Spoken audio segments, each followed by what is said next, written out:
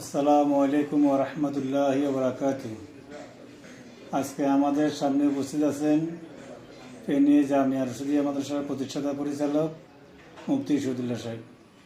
আমরা ওনার কাছে সংক্ষিপ্ত আকারে বর্তমান দেশের ক্লান্তির লগ্নে বন্যা পরিস্থিতির কারণে এই প্রতিষ্ঠানের ক্ষয়ক্ষতি সম্পর্কে এবং এই প্রতিষ্ঠানের সেবা সম্পর্কে জানার চেষ্টা করব। আশা করি উনি কিছু বলবেন। হুজুর কিছু বলেন। আলহামদুলিল্লাহ আহলিহি ওয়াসসালাতু আলা আহলিহা আম্মা বা'দ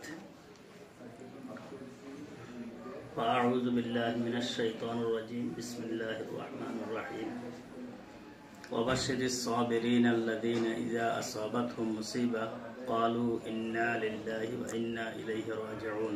আল আয়া। বৃহস্পতিবার একটি প্রোগ্রাম ছিল আমার একটি মাদ্রাসায় সুরার। তো বিকালে আমি চিন্তা করলাম আসলে যাওয়া তো সম্ভব হবে না, যেভাবে পানি বাড়তেছে। ওনারাও বারবার ফোন করতেছেন যাওয়ার জন্য। আমি বললাম যে আসলে এদিকের রাস্তাও ডুবার পথে আসার কোনো সুরত নাই। তারপরও বৃহস্পতিবার সকাল পর্যন্ত আমি একটু দেখি।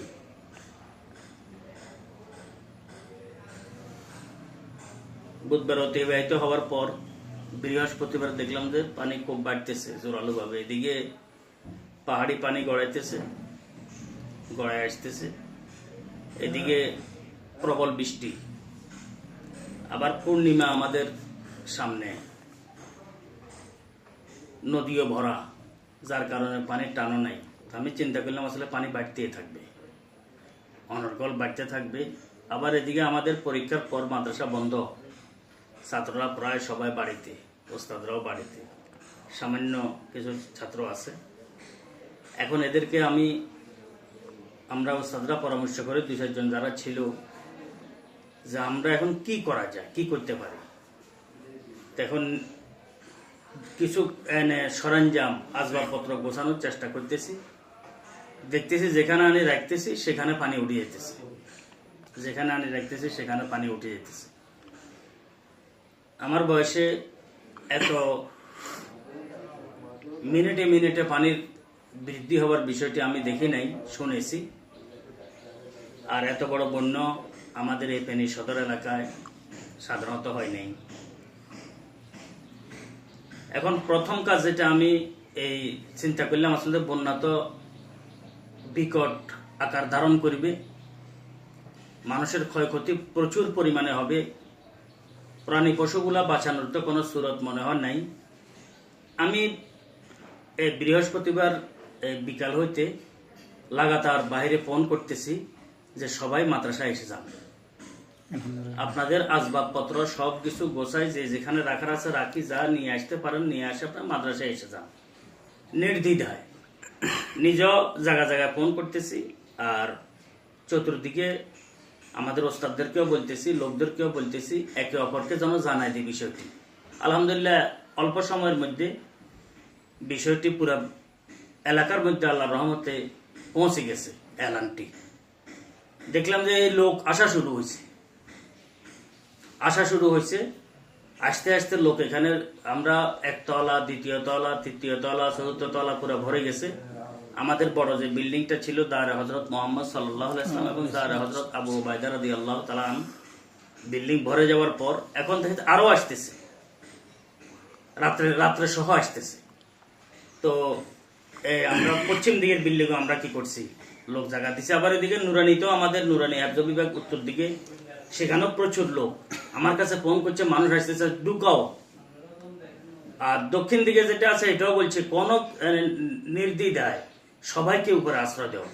আলহামদুলিল্লাহ এই দেখা গেছে প্রায় 3-4 যে স্থাপনা মাদ্রাসার পূর্ব দিকে, পশ্চিম দিকে, দক্ষিণ নুরানি, উত্তর নুরানি, এখানে একটা আছে আমাদের শালম টাওয়ার, তো ওনারও পুরা টাওয়ার ভরা। আর ওস্তাদদের যে তলাগুলো আছে ঘর পুরা ভরা। আমার হিসাব করা 5,500-6,000 নারী পুরুষ, তারপরে মুসিবত জগা হিন্দুও বহু ছিল, হিন্দু প্রায় 50-এর উপরে ছিল এখানে। আমি হিন্দু বাড়িতে পর্যন্ত পাঠাইছি, খবর দিয়ে আসছি, এরাও আসে গেছে আল্লাহর রহমতে।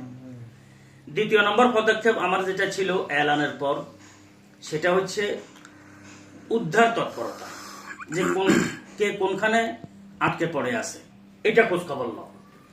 নিতে নিতে আল্লাহর রহমতে আমি আল্লাহর দরবারে শুকর আদায় করতেছি, ত্রুটি বিচ্ছিন্ন মানুষের শেষ নাই, কিন্তু বহু মরণমুখী লোকদেরকে আল্লাহ পাকের ফজল করমে আমাদের ছাত্ররা যারা ছিল দিন রাত মেহনত করে এদেরকে উদ্ধার করছে, জায়গা জায়গা থেকে উদ্ধার করছে। উদ্ধারের ঘটনা বহু। একটা তো পোলের উপর একটা মহিলা ছিল, আমাদের ওস্তাদ আর ছাত্র যাইতেছিল উদ্ধারের জন্য, কোনখানে কি অসুবিধা, যাওয়াটাও বড় কঠিন ব্যাপার ছিল। এত স্রোত ছিল, স্রোতের পথে বহু মানুষ আমাদের এলাকায় মারা গেছে। প্রাণী তো আর কোনো শেষ নাই, একদম প্রাণহানি করছি। স্রোত ছিল সবচাইতে খতরনাক, বেশি বিপজ্জনক। এখানে যারা ছিলেন এখানে সেবা কার্য পরিচালনা করছেন, এখানে সেবা কার্য বলতেছি তো। এখন উদ্ধার অভিযানের মধ্যে গিয়ে একটা মহিলা বলতেছে, আমার শাশুড়ি আম্মা আজকে কালকে হইতে খবর নাই, ঘরে ছিল, এখন জানি না কোথায়। খবর নেই, এখানে চিৎকার, যখন আওয়াজ দিছে এরা চিৎকার করে কাঁদি উঠছে। দেখা যায় একটা বৃদ্ধা মহিলা, দুটা শিশু, দরমার উপরে, মাথার সাথে টিন লাগা, পানি গলা পর্যন্ত। আর সামান্য দেরি হইলে হয়তো এরা মারা যেত। তো টিন ভাঙ্গি, তো এদেরকে আলহামদুলিল্লাহ ছাত্ররা উদ্ধার করে নিয়ে আসছে। এদেরকে মুরব্বী যারা আছে এদেরকে আমরা পাতিলে করে নিয়ে আসছি। আমার মামি জানো একজন ছিলেন, আমি নিজে ফোন করছি, এই কুমিল্লা থেকে এক ভাইয়ের ফোন আসছে, ঘর থেকেও বারবার বলতেছে মামি কোথায়, দেখেন বাড়িতে আছে। সেখানে দেখি যে শুনলাম যে পানি একদম খাটের উপর আসে গেছে। তো চিন্তা করলাম যে মামি জান তো আর কোন দিকে যাবে। তো রাত্রে আমরা 12টা বাজে এখান থেকে পাঠাইছি একটা টিম, তাতিল নিয়ে 12টা বাজে পাঠাইছি। 3টা বাজে আসে এখানে পৌঁছে, অল্প রাস্তা, হাঁটি গেলে 15 মিনিট লাগে, এত স্রোত ছিল। তো মাঝখান দিয়ে একটা অঘটন ঘটে গেছিল। আমার মামতোবার বজিনী ছিলেন, উনি সাঁতার জানেন না, ওনাকে টানে নিয়ে গেছিল নদীর দিকে। তো উনি চিৎকার করে তারা ধরে নিয়েছে আল্লাহর রহমতে। আল্লাহ ওনার আসবাবপত্র ছিল, আল্লাহ পাক রক্ষা করছেন। তো এইভাবে একজন দুজন আরেক ঘরে গেছে, সেখানে মা বাপ মনে হয় টাউনে গেছে, বৃষ্টির অবস্থা দেখি একটু খরচ বরচ করবে। মেয়েটা এই দরজার গ্রিল ধরে লটকে আছে, পানি কিন্তু মেয়ের কোমর পর্যন্ত, মানে নাভি পর্যন্ত পৌঁছে গেছে। পুরা নিচে কি, এটা দ্বিতীয় দিন, পুরা নিচে পৌঁছে গেছে। মা বাপের তো আর খোঁজখবর নাই, এদিকে নেট বন্ধ, বিদ্যুৎ বন্ধ, মোবাইলের চার্জ শেষ, কোনো যোগাযোগ কি আর হচ্ছে না। এখন এখান থেকে যাই, আল্লাহ এরাও বহু কষ্ট করে জানালা ভাঙ্গি যায়, তারপর উদ্ধার করছে, কারণ গ্রিল ভাঙ্গা সম্ভব হয় নাই, জানালা ভাঙ্গি যায় উদ্ধার করছে। এখানে মাদ্রাসার পাশে আমি বললাম যে অমুক মুরব্বীর কি খবর, তো বলছে অমুক মুরব্বী তো বাড়িতে তো বাঁচবে না। এরা বহু চেষ্টা করছে, কিছু ট্রলার ইত্যাদি আসছিল, ওদেরকে খুব অনুরোধ করছে, কিন্তু এরা যায় নাই। শেষ পর্যন্ত আমিও একটা ট্রলারের মালিককে অনুরোধ করছিলাম, তো ওনারা বলছেন আমরা ওদিকে যাব না। আমি বললাম যে মহিলাটা মারা যাবে, খুব বয়স্কা এবং অসুস্থ, মারা যাবে। এরা কয়ে আমরা করার কিছু নাই, আমার সাথে কথা হয়েছে, আমরা করার কিছু নাই, আমরা রিস্কে আছি, আমরা চলে যাই। তো চলে গেছে এরা, তখন একদম বন্যার যৌবন কাল। আমি রাত্রে ছাত্ররা সব ক্লান্ত হয়ে গেছে, কারণ এখানে মেহমানদেরকে খাবার বিতরণ করা। আমরা ম্যাচে প্রায় 117 বস্তা চাবল ছিল, 1700 বস্তা। এগুলা সবগুলা ক্যান্টিনে যত খাবার পণ্যগুলা ছিল, পানি, এগুলা পণ্য পানি, এগুলা আমাদের এই সুপার শপে যত পণ্যগুলা ছিল, যেগুলো আমরা নিয়ে আসছি, এগুলা আমি বলছি নির্দ্বিধায় মেহমানদারি কর। আল্লাহ রহমতে পূর্ব দিকে বিল্ডিং এ লাগাতার পাক হয়েছে, সেখানে আল্লাহ রহমতে খানা নিয়মিত, প্রথমে আমরা 3 বেলা সবসময় পৌঁছাচ্ছি, 2 বেলা খাবার, 1 বার নাস্তা। পরবর্তীতে আমরা 1 বার রান্না, ভাত আর তরকারি, আর 2 বেলা শুকনা খাবার দিয়েছিলাম সংকটের কারণে। আমাদের গ্যাস নাই, গ্যাস আনতে হয়েছে বহু দূর থেকে, গ্যাস পাওয়া যায় না। এদিকে আমাদের এই বিল্ডিং এ আবার নতুন করে খানা পাক, এদিকে 1 পাক, এদিকে আবার এদেরকে দেওয়া হয়েছে। নুরানিতে, দক্ষিণ নুরানিতে এনে লাগাতার পাক, সেখানে আলহামদুলিল্লাহ পাক হয়েছে। উত্তর নুরানিতে পাক এরা খাইছে, এলাকার মানুষদেরকে আমরা বিতরণ করছি। 4-5টা পয়েন্টে পাক করা হয়েছে। 4-5টা পয়েন্টে পাক করা হয়েছে এবং 4-5টা পয়েন্ট থেকে এরাও নিজেরাও খাইছে, বাইরেও আমরা বিতরণ করছি। আলহামদুলিল্লাহ, বাইরে বিতরণ করছি। এগুলা করতে করতে ছাত্র তো এমন ছিল না, ছাত্র লোটপোট হয়ে গেছে, এত ক্লান্ত হয়ে গেছে ছাত্ররা। তো কোন ম্যাচের কোন পণ্য বা কোন ম্যাচ কইয়ের ক্যান্টিনের মাদ্রাসার দোকানের কোন পণ্য বিক্রির কোনো অনুমতি ছিল না। সবগুলো আমার কাছে বলছে মনে হয় আমি তো বলে গেছি, মানে 40 কেজি মিষ্টি ছিল, সবগুলো খাওয়া দিচ্ছে। হ্যাঁ, 140 কেজি। একটা 140 না, আমি কেজি এখন আশাবাদী দেখলাম যে না, হারুন হুজুর ওদিকে ব্যাংকের করে মাল নিয়ে যায়, সবাইকে দিতেছে, এটা এলাকাবাসীকে দিবেন, পুরো এলাকাবাসীকে দিতেছে। আবার শহরে দেখলাম কি আমার রশিদও কিন্তু মোটরসাইকেল করে মাল নিয়ে যাচ্ছে। জি জি জি জি। তো আপনাদের এখানে টোটাল এখান দিয়ে আমরা ইউনুস হুজুর আছে, সেদিকে একটা পয়েন্ট বানিয়ে দিচ্ছি, সেদিকে লাগাতার মাল নিয়ে যেতেছে। আপনাদের আমি প্রতিষ্ঠান মানে অর্থনৈতিক ক্ষয়ক্ষতি কেমন হয়েছে? আমাদের প্রতিষ্ঠানের আসলে অর্থনৈতিক ক্ষয়ক্ষতি, ম্যাচের বড় ক্ষতি হয়েছে। একটা ট্রাক চাউল আসছিল, এগুলার আনলোড করার সুযোগ পায় নাই। পানি যখন বাড়তেছে ট্রাকের উপরে থাকো, উঁচা জায়গার মধ্যে ট্রাকটা রাখে দিছে, তো ট্রাক বেসরকার ডুবে সবগুলা কি ভিজে গেছে চাউলগুলা। এদিকে আমাদের যতগুলা আমাদের ফ্রিজ ছিল, নিচে তো ফ্রিজের কোনো হিসাব করলে বুঝে যাবে কতগুলা ছিল, এক এক জায়গায় 5-7টাও ছিল, কথা পর্যন্ত সব ফ্রিজ গুলা পানির তলে ছিল। নষ্ট হবে না আশা করি ইনশাআল্লাহ। আচ্ছা, আল্লাহ শুকর। এদিকে আমাদের জেনারেটর ছিল, বড় বড় জেনারেটর, 6টি জেনারেটর ছিল। এখানে আমরা মাদ্রাসা ছিল 3টি, বোর্ডিং ছিল 1টি, দুই নুরানিতে 2টি, সবগুলা এগুলা পানির তলে চলে গেছে। এখানে আমাদের এই নার্সারি আছে, যে নার্সারির বড় ক্ষয়ক্ষতি হয়েছে, বহু কিতাব আমাদের নষ্ট হয়ে গেছে, ছাত্রদের আমাদের বেডিং পত্র সব নষ্ট হয়ে গেছে। দোকানপাটের মধ্যে আমাদের প্রায় নিচতলা যতগুলো দোকান থাকে, দোকানের মাল থাকে, আছেন তো নিচতলায় সবগুলা, সামান্য কিছু খাবারগুলো উদ্ধার করছে উপস্থিত, আর বাকিগুলো উদ্ধার করতে পারে না, কোনো দোকান থেকে কিছু উদ্ধার করতে পারে না। ছাত্রদের সেবা যে ফার্মেসিটা ছিল, ফার্মেসির ওষুধপত্র বহু নষ্ট হয়েছে। ফটো স্টেট মেশিন ছিল আমাদের, কম্পিউটার মেশিন, এগুলো কি খুব ক্ষতি হয়েছে। পুকুরের মাছ তো পুকুর কাটছি হইতে শেষ দেওয়া পর্যন্ত, মানে শেষ দিনে আর পর্যন্ত। এখন যখন পানি গেড়ে ঢুকতেছে, যারা জাল মারছে এক একটা মাছ 3 কেজি, 3.5 কেজি, 4 কেজি পর্যন্ত আসছে, 5 কেজি পর্যন্ত আসছে। তো এবছর শেষ দেওয়ার কথা ছিল, শেষ দিনে ছাত্রদের কষ্ট হবে এই কারণে।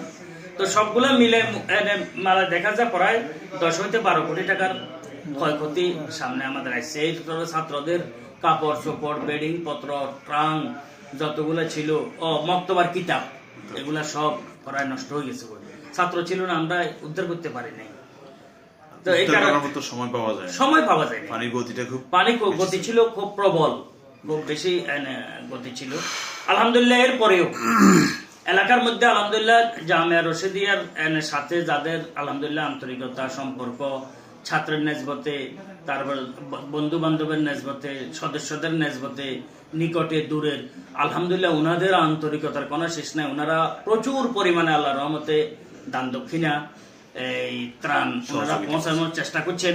আমরা ফেনী থেকে বহু ত্রাণের গাড়ি আমরা অন্যদিকে পাঠাই দিচ্ছি, আসছে রশিদিয়ার জন্য পাঠাই দিচ্ছি, অন্যদিকে আসছে রশিদিয়ার জন্য পাঠাই দিচ্ছি, দক্ষিণ দিকে, উত্তর দিকে আসছে রশিদিয়ার জন্য পাঠাই দিচ্ছি আমরা ছাগল নাইয়া। আর যেগুলো আমাদের এখানে আল্লাহ রহমতে আসছে, এগুলো আমাদের ছাত্র তো নাই যে ছাত্রদেরকে আমরা খাওয়াবো না। আল্লাহ রহমতে পুরো এলাকায় স্টিমার দিয়ে, নৌকা দিয়ে, কথা পর্যন্ত, তারপরে বোট দিয়ে আমরা পুরো এলাকায় যেখানে যেখানে পয়েন্ট আছে সেখানে সেখানে পৌঁছাইছি আল্লাহ রহমতে। আমি একটু আগে দেখলাম একবার দিনে 2-3 বার পৌঁছাইছি আল্লাহ রহমতে। একটু আগে দেখলাম একটা হিন্দু লোক আসছিল, হ্যাঁ, ওনাকে তো কি দিয়েছেন? হিন্দু লোক তো লাগাতার আসতেছে, তাই হিন্দু লোক আসার পর উনাদেরকে বিশেষভাবে আমরা সেবা যত্ন দিচ্ছি, কারণ উনারা তো এক ধরনের সংখ্যা লঘু হিসাবে দিল ভাঙ্গা, উনাদের খোঁজ খবরও নিচ্ছি। এর পূর্বে উনাদের বাড়িতে পৌঁছাইছি, দাসের বাড়িতে আল্লাহর রহমতে পৌঁছাইছি। আমরা মাদ্রাসায় প্রায় 50-এর উপরে হিন্দু ছিল, আর কালিদী স্কুলে এখানে হিন্দুদের পরিমাণ বেশি ছিল, সেখানে সেখানে আমরা খানা পিনা পৌঁছাইছি আলহামদুলিল্লাহ, কথা বুঝছি। তো এই আলহামদুলিল্লাহ বড় আনন্দিত হয়েছি, বড় খুশি হয়েছি। এখনো আমরা আল্লাহর রহমতে চেষ্টা করতেছি, বন্যার পর লোকের মধ্যে হাহাকার শুরু হয়ে যাবে। তখন আমরা যতটুকু পারি আল্লাহর রহমতে আমাদের কাছে যতটুকু আছে আমরা ইনশাআল্লাহ তাআলা চেষ্টা করব। আমরা ইনশাআল্লাহ তাআলা যারা হকদার তাদের কাছে পৌঁছানোর চেষ্টা করব। এই বিষয়গুলো আমি আলোচনা করলাম। সবার খেদমতে দোয়ার দরখাস্ত। আর কোনো কথা থাকলে আমার তো বন্যা পরবর্তী যে একটা বন্যা ক্রাইসিস দেখা দিবে, পরবর্তী যে ক্রাইসিস দেখা দিবে এটার জন্য সবার খেদমতে দোয়ার দরখাস্ত রয়েছে। আমরা যেন সেবা দিতে পারি পুরো এলাকাকে। হ্যাঁ, ঠিক আছে হুজুর, আল্লাহ হাফেজ। আল্লাহ হাফেজ। আসসালামু আলাইকুম ওয়া রাহমাতুল্লাহ।